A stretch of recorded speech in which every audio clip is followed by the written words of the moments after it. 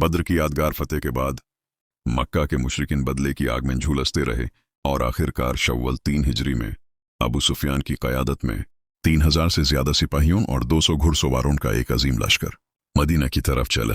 इनके साथ मक्का की खवातीन भी थीं, जिनमें हिंद बिन्त उतबा सबसे आगे थी, ताकि फौज का जोश कम न होने पे रसूल अल्लाह ने सिर्फ इबील सहाबा को लेकर मदीना से निकालने का फैसला किया। लेकिन जुंग से पहले ही अब्दुल्लाह बिन उबई, जो मुनाफिकों का सरदार था, अपने 300 लोगों के साथ लश्कर से अलग हो गया। इस मुश्किल वक्त में सिर्फ 700 जानिसार सहाबा बाकी रह गए, जिन्होंने सब्र इस्तेकामत का मुजाहिरा किया।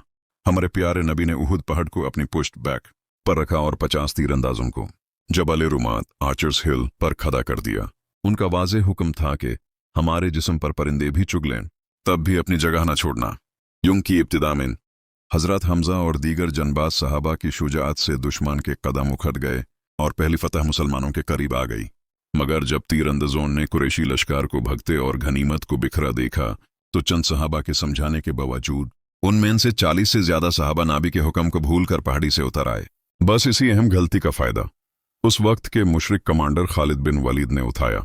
वो फौरी तौर पर घुड़सवारों के साथ खाली शुदा पहाड़ी के रास्ते से पीछे से आए और मुसलमानों पर अचानक हमला कर दिया। ये दो तरफा हमला मुसलमानों के लिए एक बड़ा इम्तिहान बन गया और फतह शिकस्त में बदल गई। इस दर्दनाक वाक़िये में 70 से ज्यादा सहाबा शहीद हुए, जिनमें सईद उश शुहदा हजरत हमजा की शहादत सबसे ज्यादा घमनाक थी। दुश्मन ने नबी पर भी हमला किया, जिसके नतीजे में आपका दांत मुबारक शहीद हुआ और चेहरा जख्मी हुआ। मगर इन तमाम तकलीफों के बावजूद हुजूर की साबित कदमी और जंगी सलाहियत ने दुश्मन को मुकम्मल फातेह से रोके रखा।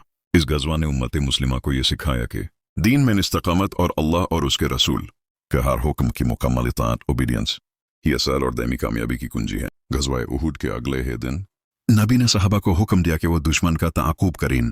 इसी वाक़िये को गज़वा हमरा अल असद कहा जाता है। इस हालत में भी जब सहाबा जख्मी थे, उनका दुश्मन के पीछे जाना यह साबित करता है कि वो कमजोर नहीं हुए थे। कुरैश ने मुसलमानों की यह हिम्मत देखी और मदीना पर दोबारा हमला करने का इरादा छोड़कर वापस मक्का लौट गए। उहुद के मैदान में शहादत के बाद 70 से ज्यादा सहाबा की तदफीन की गई। अक्सर दो या तीन शुहादा को एक ही कब्र में दफन किया गया, क्योंकि वक्त कम था और कुर्बानी अजीम थी। नबी हर शहीद के लिए दुआ कर रहे थे। उनकी आंखों में आंसू थे, लेकिन जुबान पर सब्र था। आज भी यहाँ की मिट्टी मुसलमानों के लिए अकीदत का मरकज है। जब जुंग की खबर मदीना पहुंची, तो वहां की मुसलमान औरतों ने सब्र और इस्तेकामत की मिसाल कायम की। एक सहाबिया ने जब अपने बाप, भाई और शोहर की शहादत की खबर सुनी, तो उनका पहला सवाल था, रसूल अल्लाह कैसे हैं? जब उन्हें बताया गया कि वो महफूज हैं, तो उन्होंने फरमाया, अगर आप सलामत हैं तो हर मुसीबत चौथी है।